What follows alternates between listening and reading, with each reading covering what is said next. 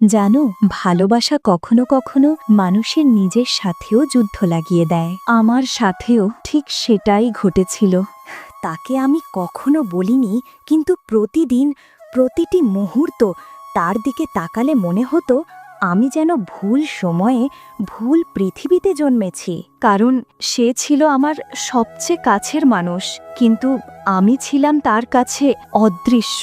হয়তো সে চাইলে আমাকে একবার দেখতো, হয়তো জিজ্ঞেস করত তুমি কি ঠিক আছো, কিন্তু সে কিছুই জানতো না আমি কেমন করে তার নামটা প্রতিদিন নিজের মনে হাজারবার উচ্চারণ করি, কেমন করে ওর জন্য নিজের সব কিছুই বদলে ফেলেছিলাম।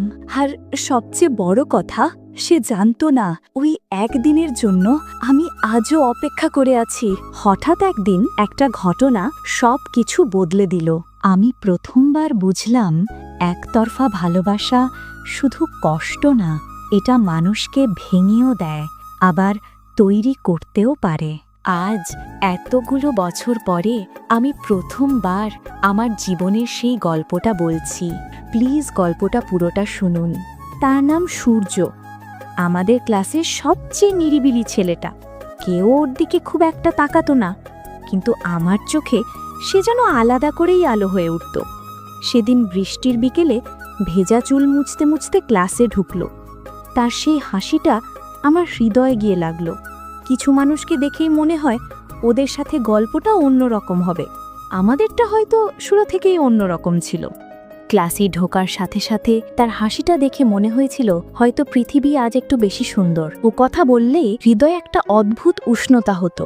সে আমাকে বন্ধু ভাবত, আর আমি বন্ধুত্বের ভেতর ভালোবাসা লুকিয়ে রাখতাম। তার পাশে বসলে মনে হতো পৃথিবীটা থেমে গেছে।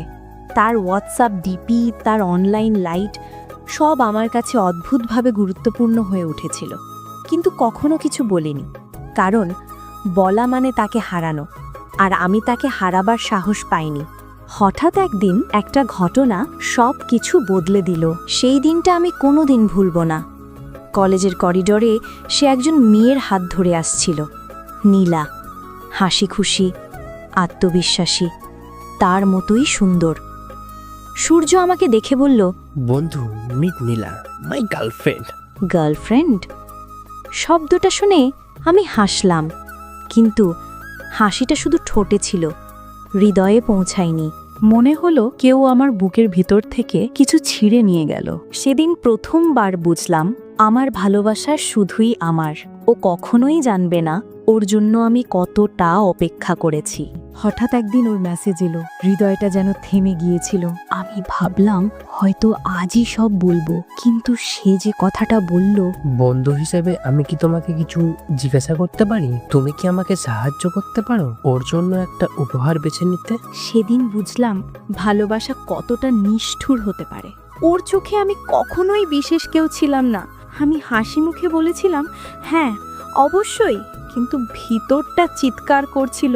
আমি তাকে ভুলতে চাইতাম, কিন্তু পারতাম না। তার স্টোরিতে নীলার সঙ্গে ছবিগুলো আমাকে প্রতিদিন আরও একটু ভেঙে দিত।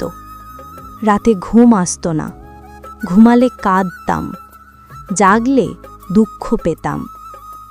একতরফা ভালোবাসা মানে কাউকে হারানো নয়, নিজেকে হারানো। একদিন কলেজের ছাদে সে বলল, তুই কেমন যেন হয়ে গেছিস, আমার সাথে আগের মতো আর কথা বলিস না কেন?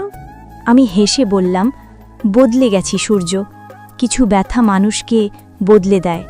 সে কিছুই বুঝল না, হয়তো বোঝার দরকারও ছিল না। আজ সূর্য আর নীলা বিয়ে করেছে। ফেসবুকে ছবি দেখলাম, দুজনে খুব সুন্দর লাগছে। আমি খুশি হতে চেয়েছিলাম, কিন্তু পারলাম না, কারণ আমার হৃদয়ের এক কোণে সে আজও রয়ে গেছে অস্পর্শে, অকথিত একতরফা ভালোবাসা হয়ে। মাঝে মাঝে মনে হয় যদি সেদিন তাকে বলতাম, হয়তো সব বদলে যেত, হয়তো কিছুই বদলাতো না।